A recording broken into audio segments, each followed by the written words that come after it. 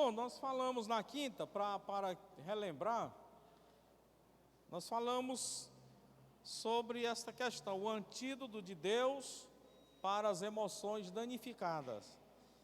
E nós falamos o seguinte, que há algumas coisas que nós podemos fazer para restaurar as emoções que de algum modo foi danificada. Uma delas é removermos a culpa. Nós temos a tendência de carregarmos uma culpa por algo que fizemos e às vezes até nos arrependemos, confessamos, pedimos perdão, mas por acharmos que aquilo é de uma gravidade muito elevada, ficamos com um certo pensar, será que Deus me perdoou?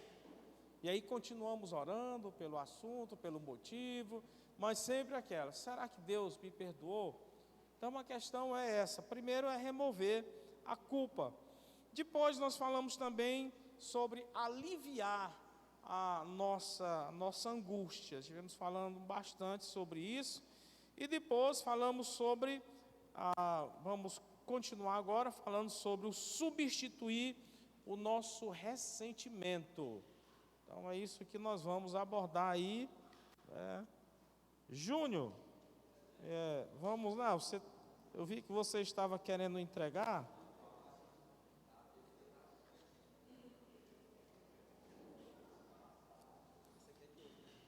De hoje. E eu vendo aqui, ainda tem aqui algumas páginas, página 1 e 2, né? Se alguém ficou sem, ainda tem aqui, páginas que foram entregues na semana passada, a página 1 e 2.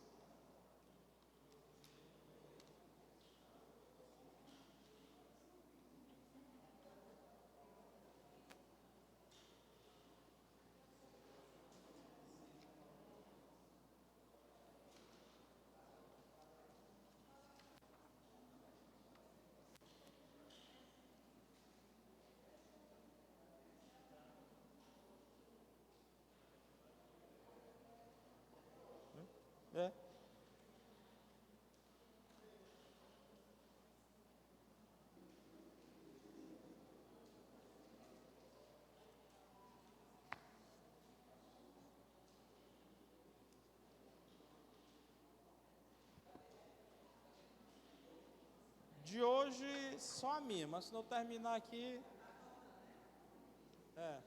A irmã Vânia tem aqui, ó.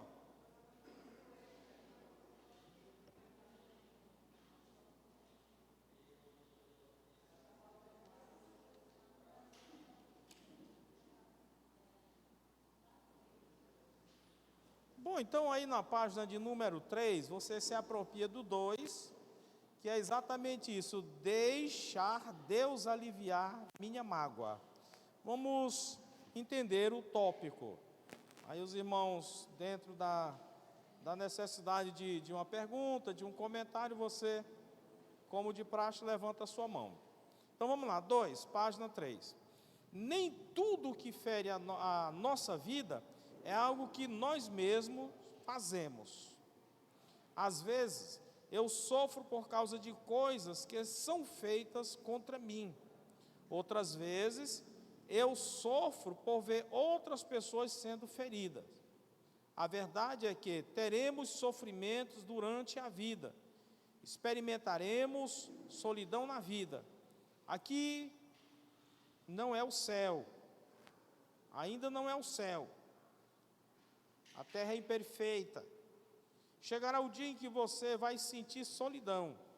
O seu coração vai ser quebrantado. Você vai sentir desespero. Você vai experimentar angústia, dor, ressentimento. Não tem jeito, não tem como nós escaparmos. Uma hora vai acontecer. O que você faz quando o seu coração é partido?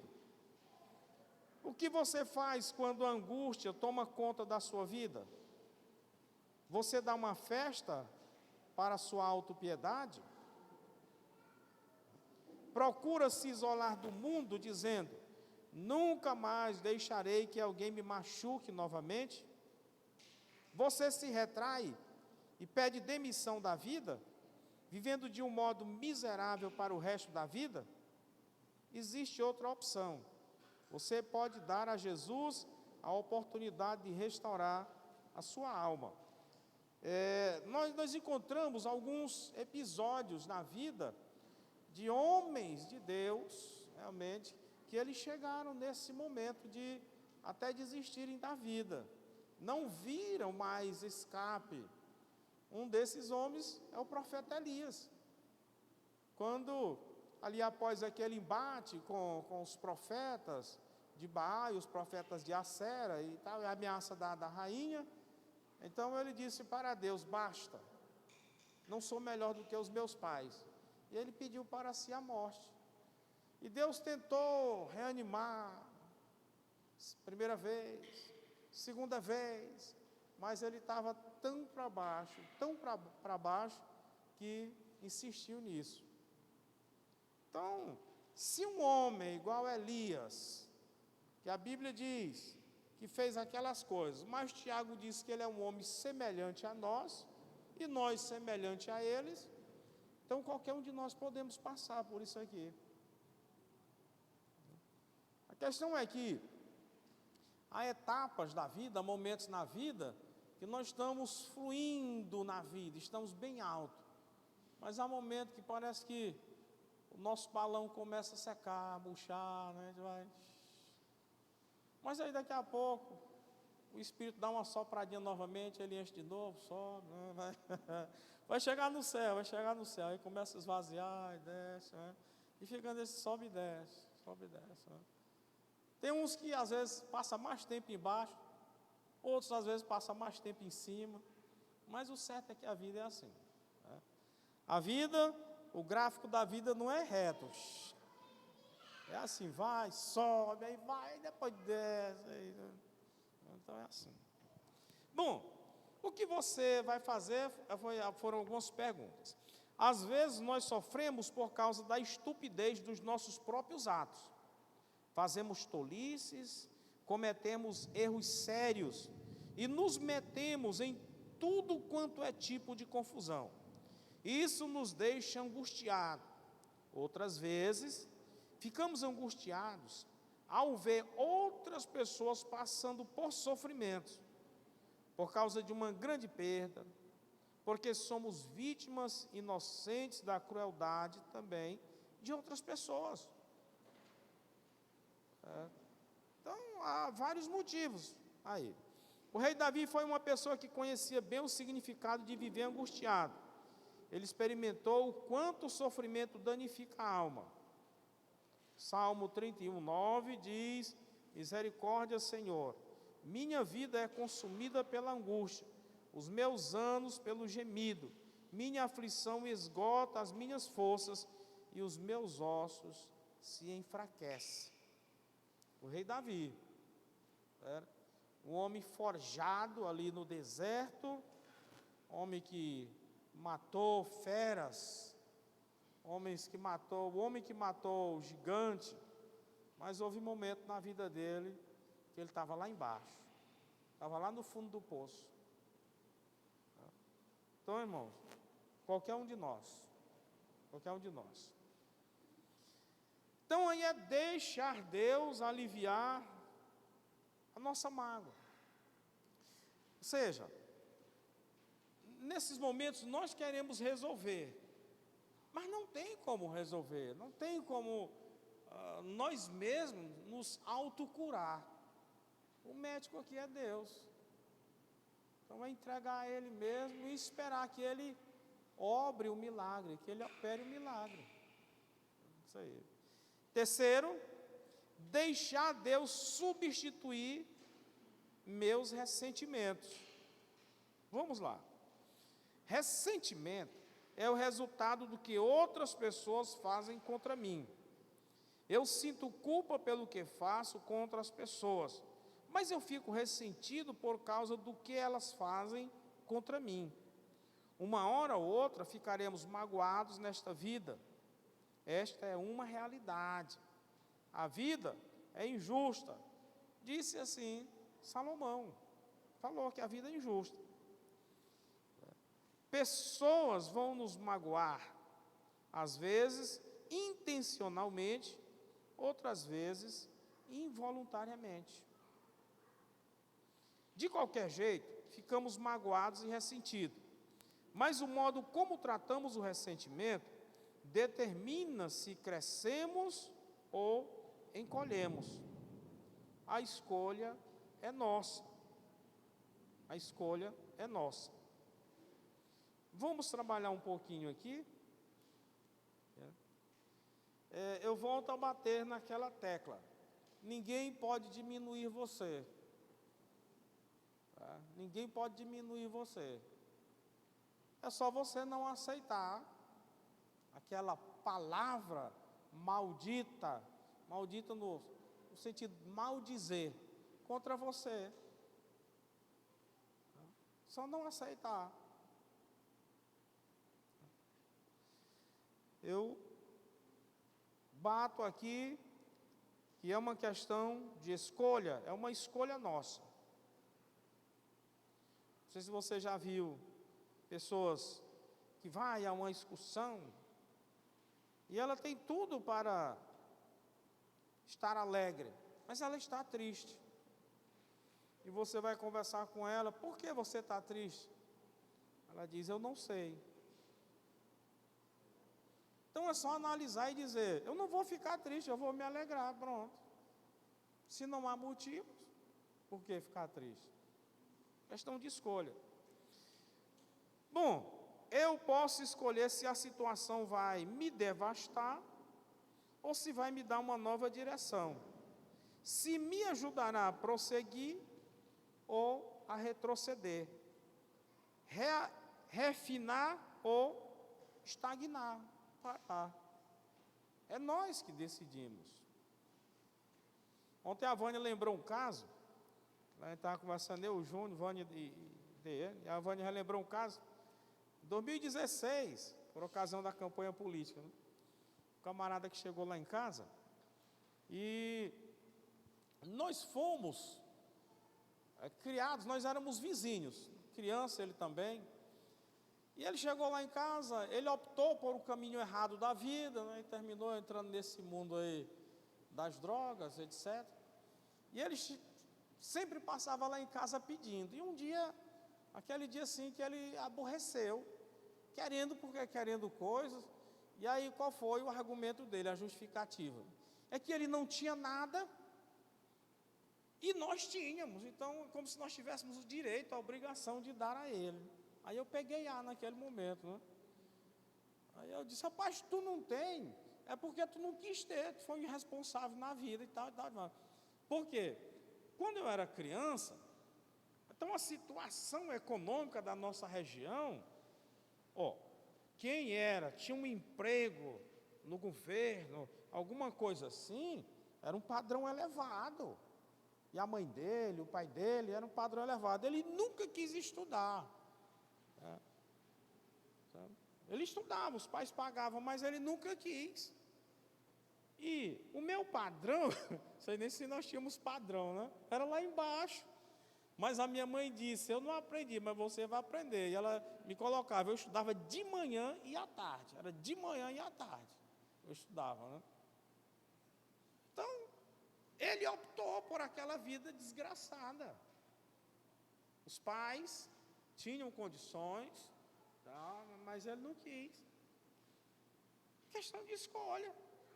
Aí agora, não, você é obrigado a me dar. Não sou obrigado a coisa nenhuma, não. A irmã Vânia estava pegando ar com ele, aí tive que ir. Né? Então, irmãos, basicamente, quase tudo, quase 99%, é uma opção, é uma questão de escolha.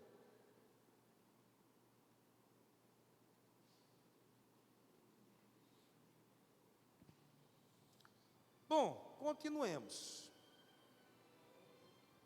Se for para mim, eu não vou poder atender agora, não. Bom, Jó 5:2, ele diz, ficar desgostoso e amargurado é loucura e falta de juízo que leva a morte. Mas aí pergunta-se, por quê? Porque o ressentimento nunca fere a outra pessoa. Ele fere o ressentido. Ele fere o ressentido. Ele somente fere a nós mesmos. A outra pessoa pode nem estar sabendo que eu estou ressentido contra ela, né? E ela continua vivendo numa boa. Então, alguns de nós aqui segue, às vezes, permitindo que pessoas do nosso passado, uma pessoa que nem jamais está conosco, ela continue presente conosco, nos magoando, nos ressentindo, porque nós trazemos essas pessoas à memória do que ela fez conosco. Nunca nos liberamos essas pessoas, como se elas estivessem amarradas numa corrente e nós sempre puxando aquelas pessoas conosco, né? Isso é ruim, esse ressentimento. A pessoa até já morreu, mas eu ainda estou ressentida por aquilo que ela me fez em 1980, não sei o que, não sei o que. Se desprenda disso aí. Já se acabou, a pessoa já morreu. Solte o passado. Esse é um problema. Elas continuam vivendo numa boa. É isso aí. Então, isso é estupidez. O que passou, passou. Elas não podem magoar você, a menos que você continue passando uma espécie de replay na sua mente.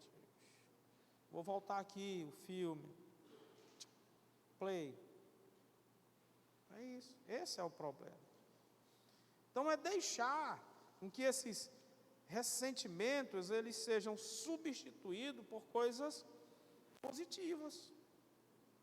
Página 4 diz assim, ó: toda vez que você reprisa o ressentimento, você é magoado novamente.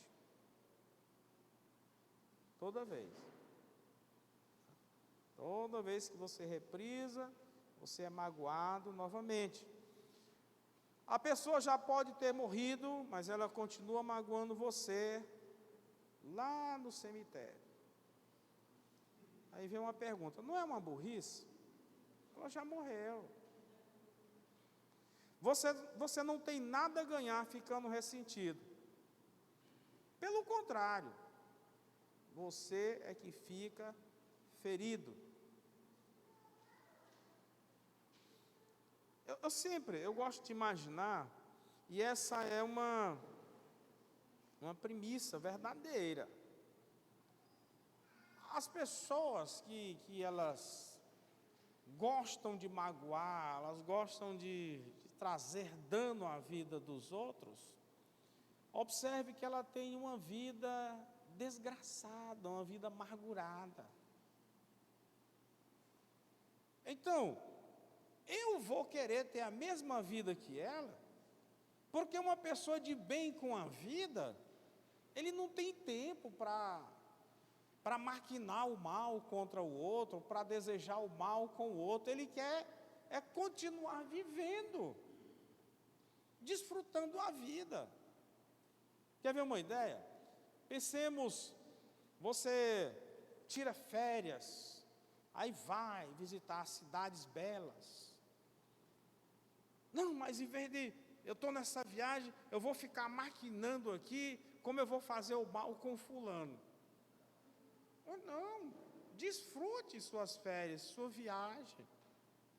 Então, quem está de bem com a vida, ele não tem tempo para estar pensando mal contra o outro, não. Ele está desfrutando. Então, quando a pessoa ela é essa estrategista do mal, é um coitado. Coitado da vida. Bom, então, Jó 18:4 diz: com sua raiva você está ferindo a si próprio. O que você faz com suas mágoas? Com os ressentimentos que têm causado feridas emocionais? O que você faz?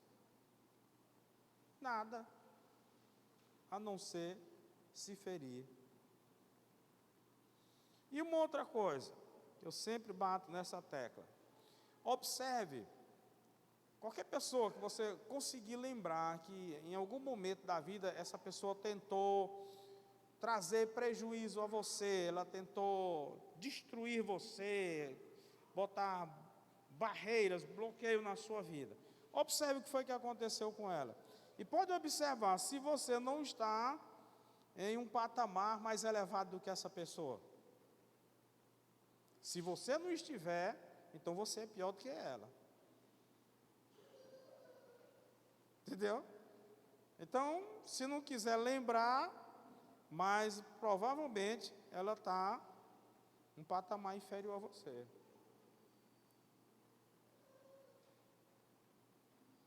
Quando nós falamos desse patamar, nós não estamos nos referindo meramente à conquista de bens materiais, mas satisfação de vida.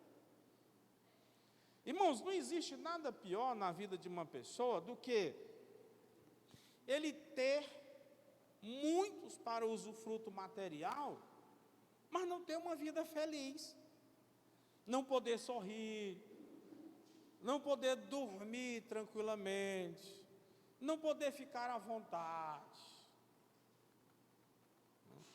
Eu estou com sono, eu gostaria de agora estar dormindo, não é? Mas tem alguns que têm condições de estar dormindo, mas eles estão com insônia, com problema.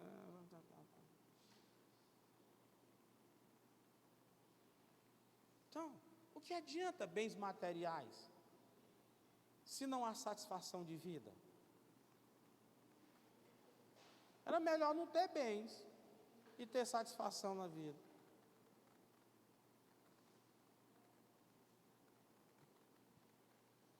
Então veja isso. Nós não podemos ver como o salmista, no Salmo 73, ele olhou para os recursos que o ímpio tinha, e não para a vida feliz que ele, o salmista, tinha. Depois foi que ele foi entender a coisa.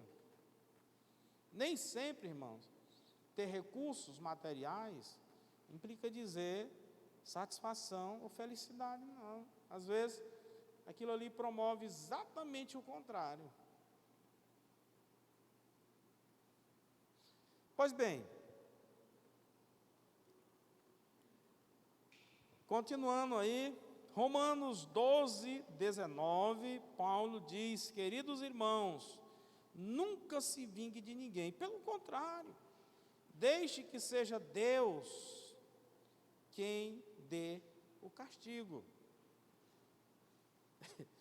E às vezes você diz assim: não, mas Deus vai castigá-lo. Eu costumo dizer: mas castigar o quê? Porque é a vida desgraçada dele. Castigar o quê? Não tem mais o que castigar, não, agora é só se matar.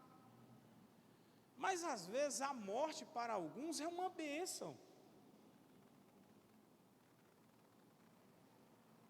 Não sei se você está entendendo. Então tem pessoas, irmãos, que ele já está numa vida de sofrimento, e nós ainda queremos mais punição para ele.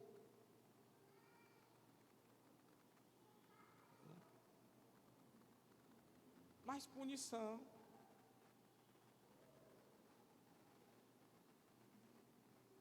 Vamos lá. Então, por causa da existência do pecado, a vida é injusta. Deus nunca disse que a vida seria justa. Aqui ainda é a terra, não o céu, onde a vontade de Deus ela é sempre feita. Às vezes pessoas inocentes sofrem, às vezes pessoas criminosas e cruéis prosperam. Salmo 73. Nem sempre se faz justiça neste mundo. Palavras de Salomão. Este é o mundo pecaminoso, mas Deus diz que um dia Ele vai fazer um acerto de conta. Um dia Ele vai acertar as contas com tudo que ficou em aberto aqui neste mundo. Os crimes, as injustiças, os preconceitos, racismo, sexualismo, estupro, assassinatos, mágoa, abuso. Um dia Deus vai acertar as contas. Mas, neste intervalo, a Bíblia diz: não busque revanche. Isso vai corroer a sua vida. Mas nós somos imediatistas, impacientes, e queremos ver logo aquele que nos machucou sendo punido.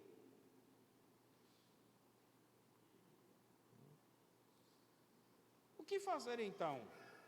Efésios capítulo 4, 31 e 32 diz: livre-se de toda amargura, perdoando-se mutuamente, assim como Deus os perdoou em Cristo. Pronto. O importante é estarmos com o coração puro, com uma mente leve, com o espírito solto. Ou seja, o importante é nós estarmos livres. Quem quiser se prender, que se prenda. Às vezes nós falamos de coisa. Mas eu tenho a minha consciência limpa. Se eu tenho minha consciência limpa, por que eu ainda quero punição com aquele que para aquele que me magoou?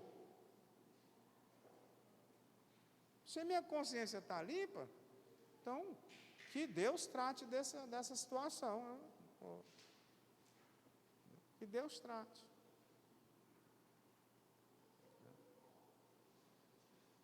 Bom, existe um céu de verdade e um inferno também de verdade. Um dia Deus vai acertar as contas. Enquanto isto, Ele diz: livre-se de toda amargura, perdoando uns aos outros, assim como Deus perdoou você. Bíblico. Se você tem recebido perdão, Deus espera que você ofereça perdão. Você nunca terá que perdoar alguém mais do que Deus já tem perdoado você. Nunca. Você nunca será curado das suas mágoas e ressentimento se não receber o perdão de Deus através de Jesus Cristo, para então poder oferecer perdão a outras pessoas. Existe alguma coisa sobre a qual você sente culpa? O que vem à sua mente lhe incomoda quando se começa a falar em culpa? Se perturba, se incomoda. Então tem alguma coisa aí que ainda se carrega esse sentimento de culpa.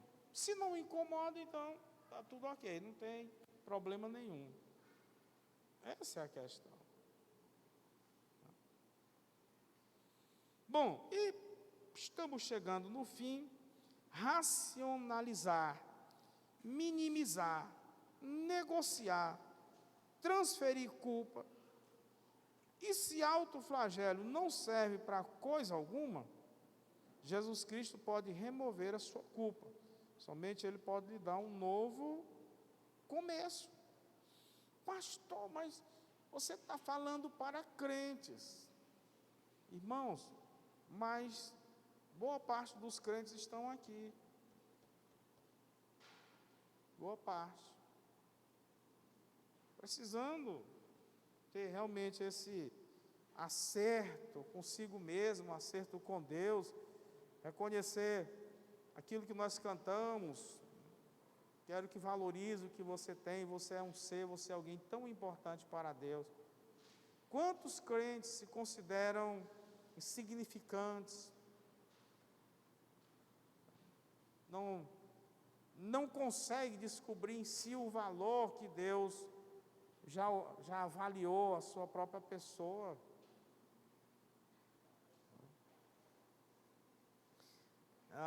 no mundo lá fora, nós chamávamos assim, não confia no seu taco, não confia em si mesmo, na sua potência, na sua capacidade. Não existe razão alguma neste mundo para você continuar com uma consciência culpada. Agora, diz Paulo, agora, pois, nenhuma condenação há para os que estão em Cristo Jesus. Não há. Não existe razão neste mundo. Ele já ofereceu perdão. Simplesmente aceite. Pare de condenar a si mesmo pelo que já passou. O que você precisa não é de um livro de autoajuda. É simplesmente isso, do pastor supremo realmente tomar a direção da nossa vida. Mas eu já aceitei, pois então viva da forma como de fato você já aceitou. Essa é a questão. Então, resumindo aqui, deixe Deus remover sua culpa. Foi o item 1. O 2, exatamente isso. Deixe Deus aliviar as mágoas.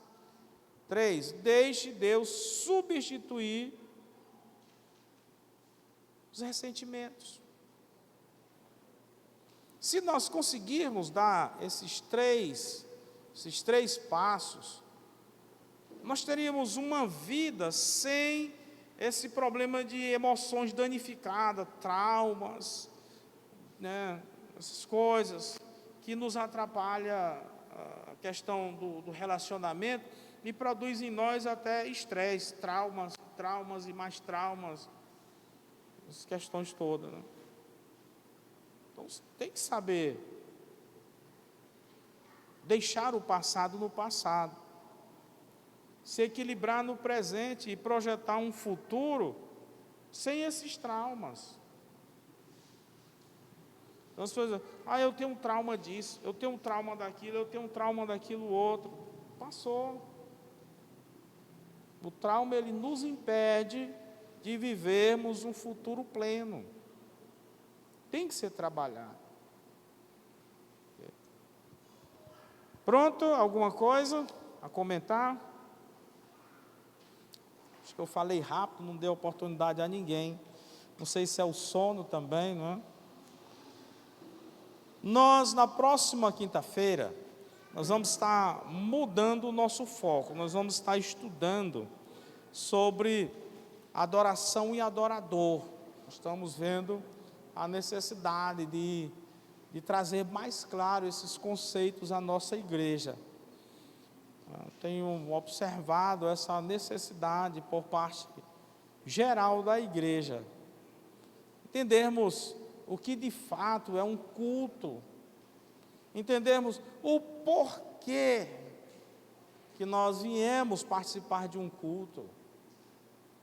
E o que fazer nesse culto. Então, nós vamos estar trabalhando a partir de quinta-feira isso aí. Nesse final de semana, alguns irmãos estarão viajando ali para a excursão que é feita pela irmã Olga. Daqui, dos que estão aqui, quantos irão? Então, só 4, né? Mas, há mais pessoas daqui. Mas não é um número que venha desfalcar a igreja. Atividades normais, tanto manhã como à noite, no domingo. Então, os irmãos estejam orando. E eu vou trazer uma garrafa de água lá do mar, para quem não for, né, se quiser lavar os pés, eu trago a garrafinha de água. Tá bom? Mais alguma comunicação?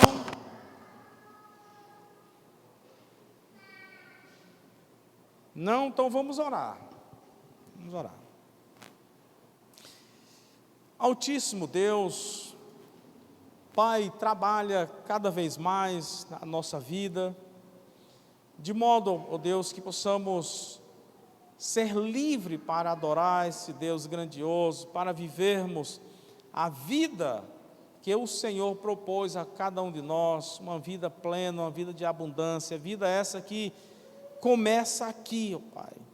Então, que saibamos nós termos a Ti como o nosso sumo pastor, vivermos esta plenitude que o Teu Espírito quer que vivamos.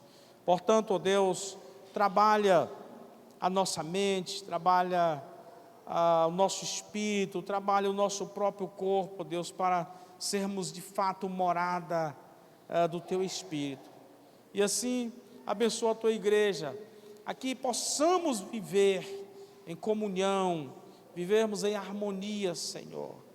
Abençoa a primeira igreja batista em Timon, abençoa as demais igrejas em solo timonense, e vai a mundo afora, ó Deus, levando a Tua palavra, levando o Teu conforto, levando a transformação de vidas. Muito obrigado, porque o Senhor trouxe-nos aqui esta noite, obrigado pela chuva que caiu. Agora, leva-nos de volta, cada um à sua casa, e nos abençoa com uma noite tranquila, pois assim rogamos, pedindo também pelo dia de amanhã, pedimos em nome de Jesus, amém. Então, irmãos, por hoje é só.